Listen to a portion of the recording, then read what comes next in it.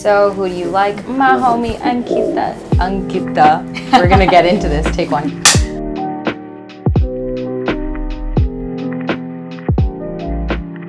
Hey you guys, welcome back to my channel. I'm Zooey and we are back with So Who Do You Like? And today we have a very special guest with us. But right before we started, I asked her if she wanted to go by Ankita or Ankita. And we're gonna talk about why either or, because you said there's a story behind it. So let's jump right in. Let's get into it. Okay, so names. And then this was actually in relation to a lot of things we were talking about before about like the ASIC community and culture and, you know, being a first generation in America. So I guess when I came here, so I've been moving around my whole life, like living across San Francisco, Bombay, London, and then New Jersey. So many different cultures, and like everyone says your name. How many years did you live in London? I actually didn't even know that. 2 years. Oh wait, wow. 2 years. Yeah. So I had like a British accent when I was there because I was young and I needed to catch it on. So yeah. And plus I grew up with a stutter actually, so I was very into linguistics. So then people would just say my name all weird, and then I wanted to create my name so that they could say it more easily. Yeah. And that wasn't really authentic to me. Yeah. So then I would just say Ankita. Hey, my name's Ankita. And then 2 years ago when I went on this like deep life adventure to Bali, yeah. I was just thinking about my name, and I'm just thinking, I'm like, why am I letting people call me this when my name is actually Ankita? That's how my parents pronounce my name. Yeah. So from then on, I came back and I was like, hey guys, my name is Ankita now. So like people made fun of me, and I still get made fun of because my friends think no, because they're like, no, but I've been grandfathered in to the other name. Yeah. No, so I understand. I think it's a transition. My sister still calls me Ankita. Your sister calls you Ankita? Yeah, she has not. She's like, I don't care what you want to be. I've been grandfathered in since like we were since from the womb. I know you as Ankita, so most people know me as that. Yeah, but I think it's important to like be authentic to who you are, and that was a very pivotal moment in my life where I transitioned how I wanted people to call me, and then that was like an indicator of how I felt about myself. Yeah. No, and I have that problem a lot, especially because when you work in corporate, right, people just will call you whatever they think your name is. Yeah. And my name is spelled different, but it's a pretty easy name. And the thing is, like, it's pronounced Zooey, and there's no other way of saying it. Like, you can't say it in an American accent or an Indian accent because Zooey is Zooey. You can't. Like, so I had the worst time, like, kind of constantly telling people over and over again, like, it's Zooey, and I would get, like, so many weird like variations, and then I got frustrated because I put it in my email signature for work, like pronunciation ZOO space EE, and people would still ignore it, but my clients started saying it right. So I'm like, why are people internally butchering it? You know what I mean? Like that was so frustrating. They're more passive about it than clients who are more intentional with that. So. But on that note, so for those of you who don't know, I have been bugging her for career and life advice for so many years now, almost 6 years. She went to high school with my sister, and so we kind of knew each other through mutual people. I knew your sister kind of vaguely. We'd met once or twice, but we've never actually met until this day, but we've been in touch for like literally 6 years. Yeah. Which is wild. And we recently caught up, and I was like, you have to come and chat with me. So that's how we know each other. From when I first met you, you were working this like very traditional corporate, still amazing job, but now you're completely on like this different sort of startup journey. And let's talk about sort of where you were, where you are now, and how you got there. Okay. So I think for that story to start, I need to go back to actually what I studied in college, which is not really what I'm doing right now. It's completely different. So I actually started off college studying engineering. I'm just going to shit myself. So, I mean, that's the traditional life path for most brown people. It's like, are you going to be doctor, businesswoman, lawyer, engineer? And so I thought, okay, from this pool of options, that's what I think is best for me. And then it wasn't until my sophomore year where I confronted my dad. I said, hey, Dad, thank you for paying for my tuition, but like I really cannot do this. I hate this. I absolutely hate this. I'm dreading it. I don't want to go to class. Like I just don't feel happy. And I think that was a very pivotal moment in my life for me to actually understand what it means to have a passion and to actually want to do what you love. So then I went to the next safest thing, which was to the business school, and then studied finance and studied economics. So that's actually what I studied. But it wasn't until my senior year where I had met the head of innovation at L'Oreal. Her name was Rachel Weisz at the time. And I was just so inspired by this woman. She was like, you know, super successful, very satisfied with her career, total badass, and like making a lot of money, which was like, definitely something that my parents were like, are you going to make money working in beauty and fashion? Like, is there money there? So, so then that was sort of like, I had an epiphany, and so I transitioned. So anyway, going into the jobs that I did, so my first job that I got was at Lancôme on their makeup marketing team, which was incredible. But it was just, like, it was so new because I didn't even know what working in beauty was like until that moment. So it was such a great learning experience. And then I'm a very curious person generally, so I like to hop around to like experiences. And so I was like, okay, like I really got what I wanted from here, and now I want to sort of transition to something else. And so I got a job at Dior, so I worked on their makeup marketing team, and it was super fun, such a cool job. And like when you're transitioning, and this is like a great career tip, is like you actually give yourself a self-promotion. Because you can't really get the same role. You're like, I've already had that experience. I was a coordinator, now I can, you know, be a manager. So I think that is something that I love telling people who are just, you know, transitioning in their careers to do jumps. Because you don't have to stay at a company if you don't want to for a long time. And then so big corporate life, had a lot of thoughts about what they were doing and what my personal mission is. And my personal mission is to spread happiness through beauty. And while I thought I was doing that there, I wasn't really making the impact that I wanted to. And so I thought maybe I could do that at smaller companies. And like I could just do more, because at a big company, like whether it's beauty or like fashion or finance, you're just a cog in a really big machine. And so it's really what you want to be for yourself. And take away. So I didn't want to be a cog in a machine anymore. And I was like, I want to like build the machine. And that's what I want to do. So then that's why I went and explored different startups, was consulting and doing all these things. And then I ran into Avrani, which is where I'm working now. I am the head of growth marketing, and I'm also on the founding team for them. Which is amazing. So yeah, it's super amazing, and they completely align. I mean, we were talking about manifesting and all these different things before, and I feel like, don't know what the audience is going to feel about this, but like this is something that I believe in, and so and I kind of feel like it's what you wanted, and it officially just kind of like happened that way, where you had this dream, had the vision, and now you found a company that respects all of that, and it's like such a good marriage between your passions and your career and your future and what you want. And that's hard. That's so hard to find.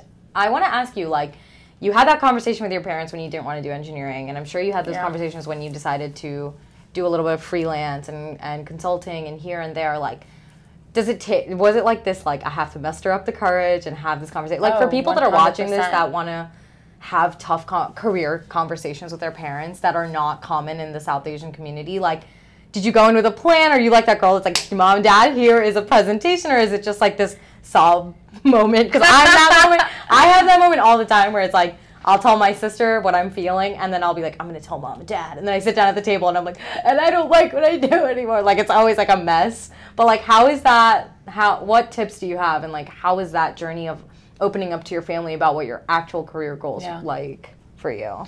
That's a really good question, because I think it was different at different stages of my life. I think at the very beginning it was a sob story because you have to like open up to them and say, not happy. But like a lot of like Asian families like aren't super close to their parents. And like in terms of just speaking to them like honestly about how they're feeling about things, and like what you would say to your friends, you wouldn't necessarily say to your parents.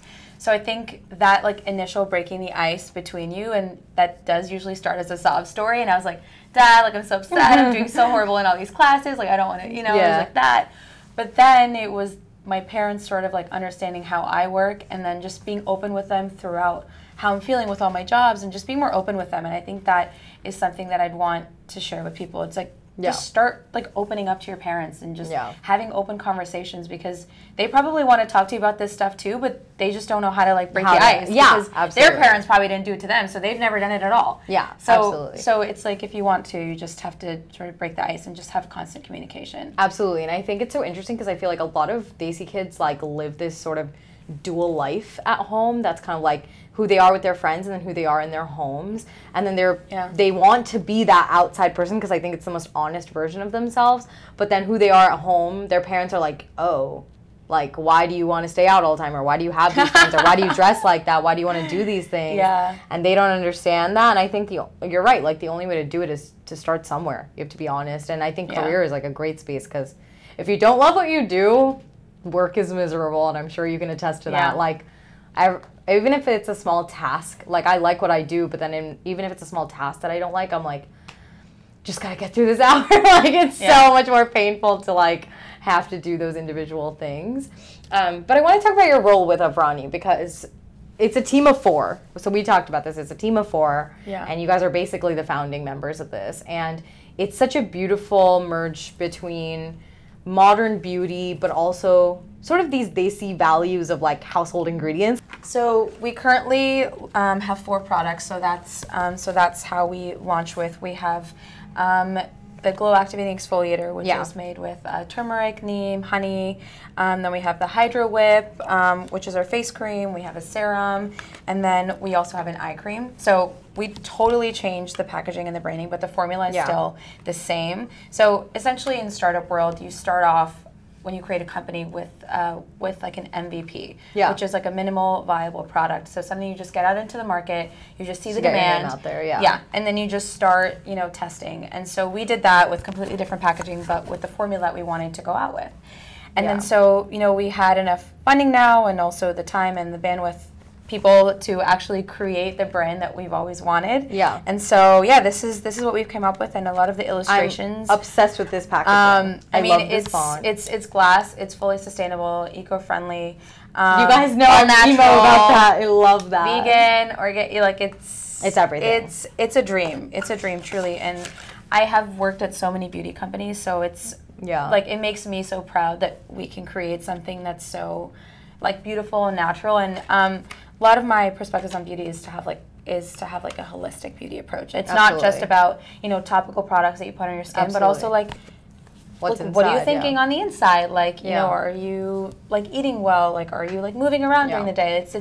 It's so many different things that make up a beautiful person, and I think that's what I've really tried to help with incorporate within this brand too. Yeah. And like it was so crazy when I met the founders. They had the exact perspective on beauty that I had, and that was really rare for me to find, because no one else was thinking about it that way in the realm that I was in, which is very corporate beauty. And for me, it was interesting because from what's amazing to me about beauty and why I wanted to always be in this like influencer beauty space is because I was like, I think it's amazing that there are people that look like you that are running companies. You know what I mean? It's not just about like being a woman of color, but it's like a desi woman of color from America.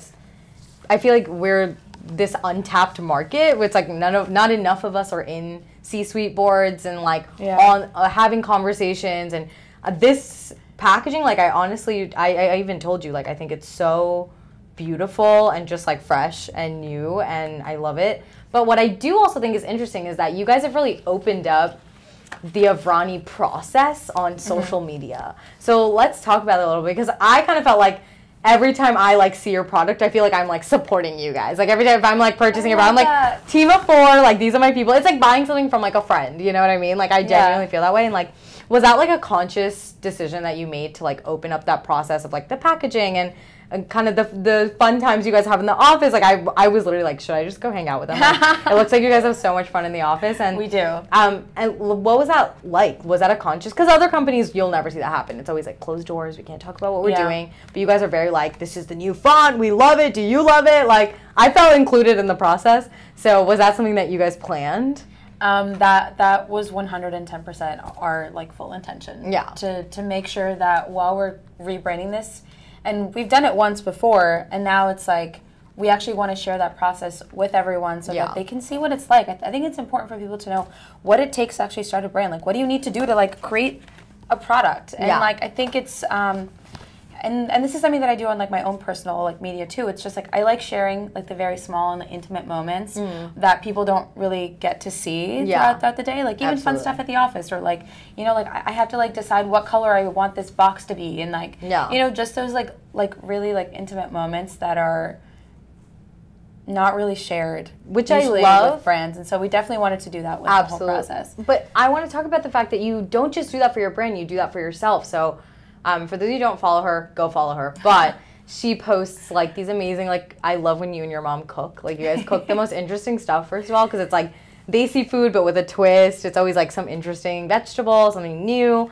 And I cook with my mom, and I know a lot of people do too, but it's so fun that you have this super unfiltered, like, not unfiltered, but like uncurated personality online. And I think I try to have that too. And I find it so interesting because a lot of people now, I think they're like, to get famous, you have to have this like super posed, super curated, super like perfect lighting, perfect makeup, perfect hair, perfect outfit. But you kind of just capture like a morning walk with your mom, or making some food, or just packing up some stuff, just doing normal stuff. And it must have been kind of more frightening for you because everybody else is doing something else. Like, you're doing what's unique and what's authentic to you, but that can always open up the space for more ridicule, I think. So what is that like in your head? Like, do you consciously think like, okay, maybe I shouldn't post, or maybe I don't look my best today? And how does social media like play into your real life versus your real life, you know? Yeah, that is such an interesting question, because I think about that a lot, and I think how I am on social media now is a lot to do with my level of confidence. Yeah. And I think for the majority of my life, I could say like all of us, it's like we were still getting to know like who we are, and like really just like getting like growing and like into our bodies and into our skin. So I think for me, once I started just doing more of what I wanted to do, I felt more confident that way. And I think I try to do that in like everything that I do, like whether it's like going out to hang out with friends, like do I want to do that, or like am I just doing that because like everyone's doing that? And just I think the more you do that in like little decisions, you start doing that in bigger decisions, and then that helped me increase my confidence. And then I felt like, okay, like my skin looks kind of bad, like I'm not wearing any makeup, should I still post? I'm like, yeah, fuck it, who cares? Yeah, so I think the way that I present myself is definitely a direct correlation to how confident I feel in my body, and that has definitely been a long time coming. I will tell you, I was super insecure for the majority of my life, especially because I was moving so much and like had to like restart over, make new friends, and like got bullied when I was younger, and like had a stuttering problem. So it was like a lot of built-in insecurities as I was growing. Yeah. And then it was me like moving to New York and like, you know, doing a job that I love, and then just starting to do that. Okay, and then so how I am on social media, I think that is really, it's a good question, because I get asked that a lot by random people who I don't even know. They're like, I love the way that you're like talking about this, and that makes me so happy, because I'm like, oh wow, like this is actually resonating with people. And so like as a marketer, I love to storytell, and that's a really big part of who I am. And so I love documenting things. So I'm like I'm that person who's constantly taking pictures, and people are like, okay, like are you done yet? Can I eat now? And then I'm like a food vlogger. Yeah. But I love it. Like I'm just like, I want to be able to physically remember these, even though I can remember them in my head, and then share it with people. Yeah, absolutely. And so rarely will you see me posting the same like second that I'm doing something, because I actually like to be very present, and people think that I'm like posting like right when I'm experiencing it, but I'm actually not. But then I also try to just be who I am. Absolutely. It's like if I'm wearing something that I like don't love, I'm just like, you just have to start realizing that people don't actually care as much as you think they do. That's so much easier said than done. It is a long process of like building your confidence and doing that. But does your mom like being on your Instagram?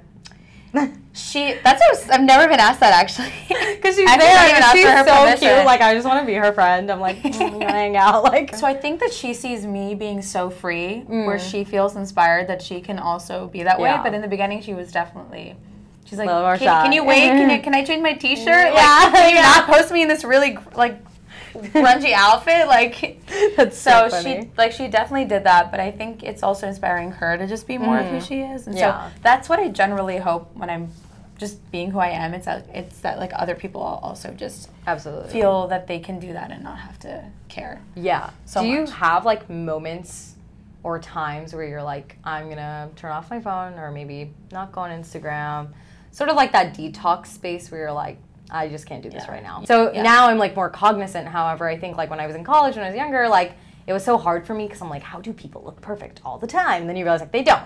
They don't. So, but I still to this day have moments where I'm like, I'm gonna put my phone in airplane mode and just like make some dinner, work out, like shower and just like enjoy the rest of my night and like not be on my phone, because I do find that it kind of like consumes you in a way that you don't want it to so much. What is that space like for you? What does a detox look like for you? Like, is it a week long? Is it an hour? Like, how often? Do you wish it was more or less? Like, how do you feel?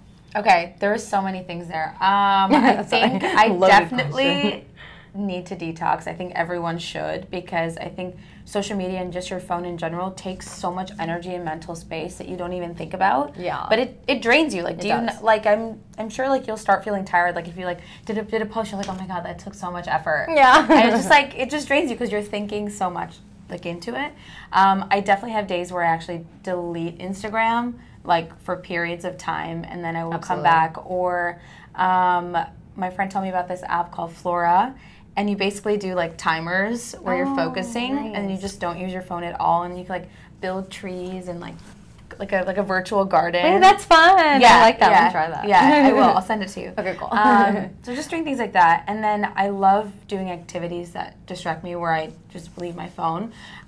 Whether it's meditation, yoga, when I'm cooking. Like I'm usually taking pictures when I'm cooking, but I'm never like posting it at all. It's like me really trying to like get into it. I recently got into meditation, and soft tangent, but every time I try to do it, I end up falling asleep. And I know that's like so horrible, because I think it just shows me that my brain is like so exhausted.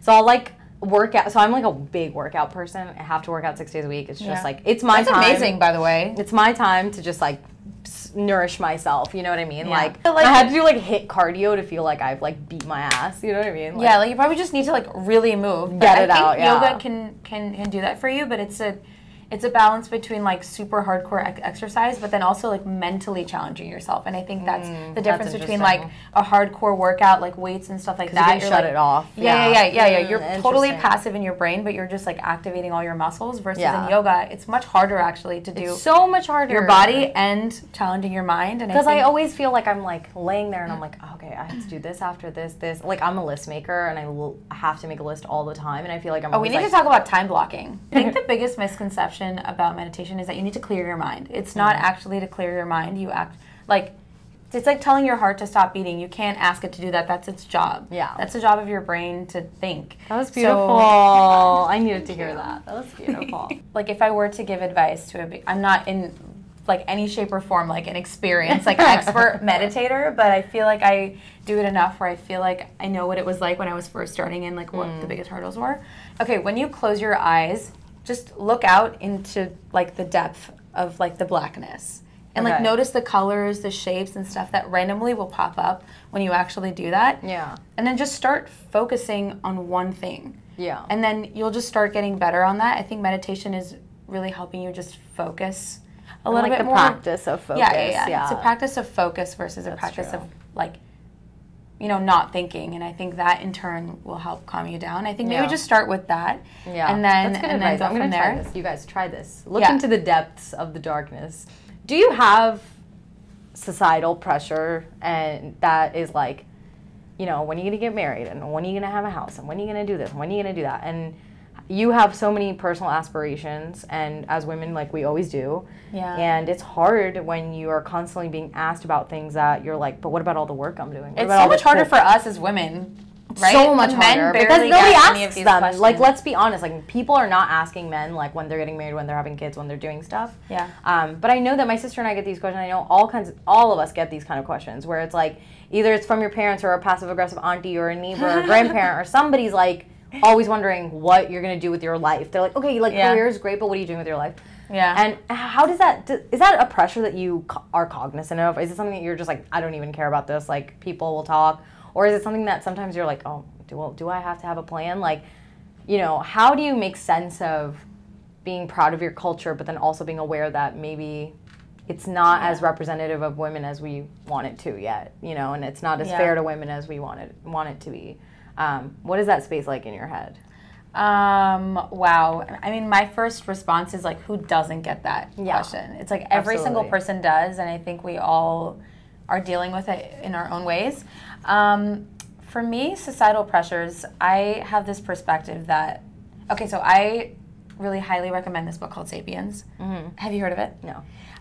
It's basically a brief history of mankind, of how our, how society was formed, from caveman times to like where we are now. Yeah. And actually like zooms out from life, and you're just like, wow, this is all just an imagined reality. We used our brains to create this structure of society, and like this is what it is now. Like, certain cultures, you get married by this age, blah, blah, blah. That's all stuff that or just like ancestors have created. Yeah. So it's not necessarily something concrete that needs to happen. And so like that book really like transformed my thought process on thinking about societal pressures. I'm like, it's not real. Yeah. So that construct. It's all social construct, but we forget about that. Yeah, absolutely. And so I try to relay that message to my parents as much as I can. And so my dad still asks me, oh, when are you getting married, blah, blah, blah. Like, he'll just joke around about it, but like he now gets that like he shouldn't ask me because like it's like I care about like what I want to do in my career and different things like that. But I know that it's really tough for some people who aren't as close to or like aren't as comfortable saying these things to their parents. Absolutely. Or they're just not even thinking about like that they don't have to succumb to all these societal pressures, which is such a hard thing. Yeah. And I think like we're not in the business of like policing aunties in the community and people in the community. They're going to be who they are. They're going to be who they are, but we're going to be who we are also. I tell my parents this all the time, like even the thought of like arranged marriage is like a matter of timing, right? Like, oh, it just happened that proposal ended up at your mom or dad's house. Therefore, then they ended up meeting. Like by chance, their parents knew each other. Like everything happens when it needs to happen. And I think like there's no value in being like, there's a timeline. Because it's like, when has anything ever worked out on a timeline? No. Like very few people are living a timeline life, despite our immigrant parents wanting us to. But that's just like normal because that's what we've been told. So to almost wrap up, I have a second to last question for you.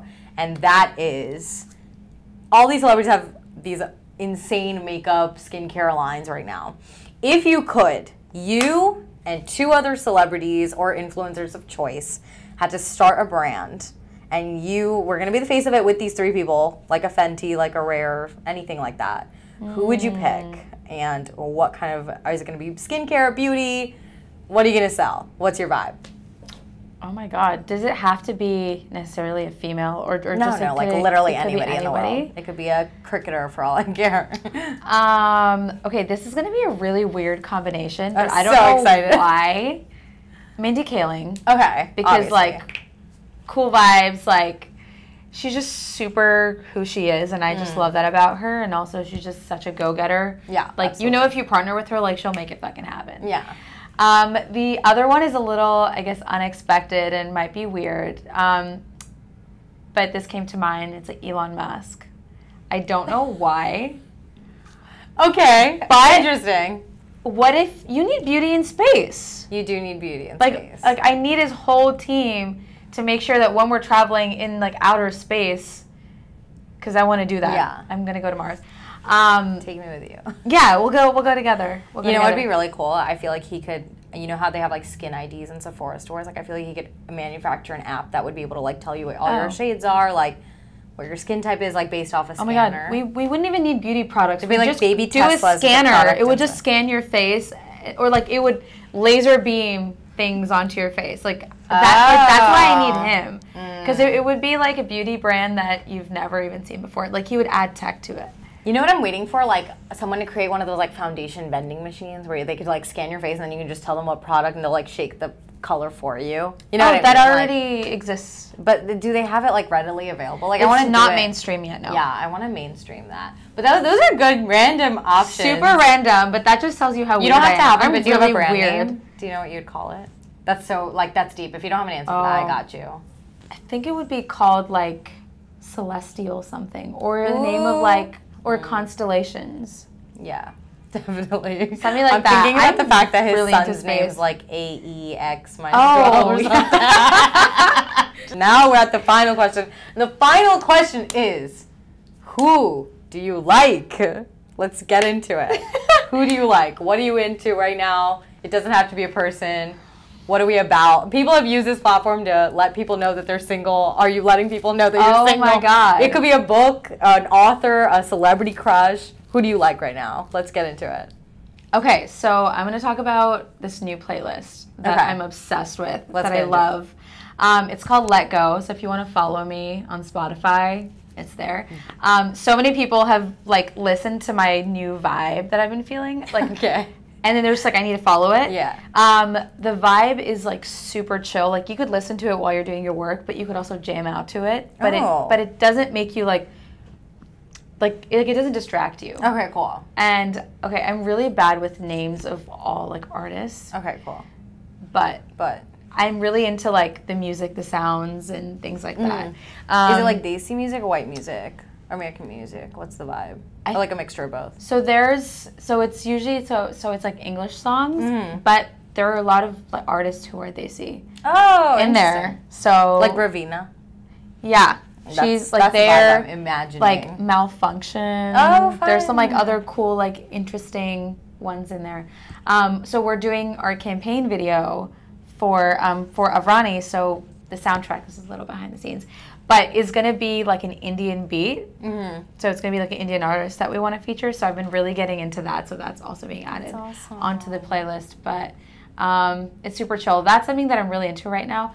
I never used to create playlists before because I would just listen to other playlists. Yes, but now I'm like, no, I want my own vibe. Like when I'm feeling something, I know exactly what I want to listen to. You know what's crazy? Do you do that? Yes. So I recently got so into playlists because I'm all about the moods these days. Yeah. I started a playlist called Jogi Mahi, and it's every Desi song from year 2000 to like 2015 that we grew up with. Like everything from like Namaste London, Namaste England, Salam Namaste, like every song. Oh my goodness. Kabhi Khushi Kabhi Gum, Dil To Pagal Hai, like literally just everything. Like some of them are 90s throwbacks, but mostly all of them, like the songs that we like grew up with, like Mahi Ve, that kind of stuff. What is this? It's 13 hours long. I'm okay, so can you proud share of it? I would actually love it. So the bad news is I'm an Apple Music girl, so are we going to break up? This is really bad news. This is really bad news. But I'll send you screenshots and you send me screenshots and we'll make it work. I feel like I need to share this with my parents. Like, this is a parent's dream. Yeah, and my dream. And your dream. And your dream. And your dream. Thank you so much for being on the show. We love to learn about you and being an entrepreneur, and that there are so many more options in life than the doctor, lawyer, engineer path, even if you may find yourself on that. Follow all her socials. They are in the links below. And we're also going to link Avrani. So check out their website. Check out everything. And yeah, let us know in the comments what you think. Yeah, Thanks again. Thank you so much. Thank you. Bye, guys. Bye.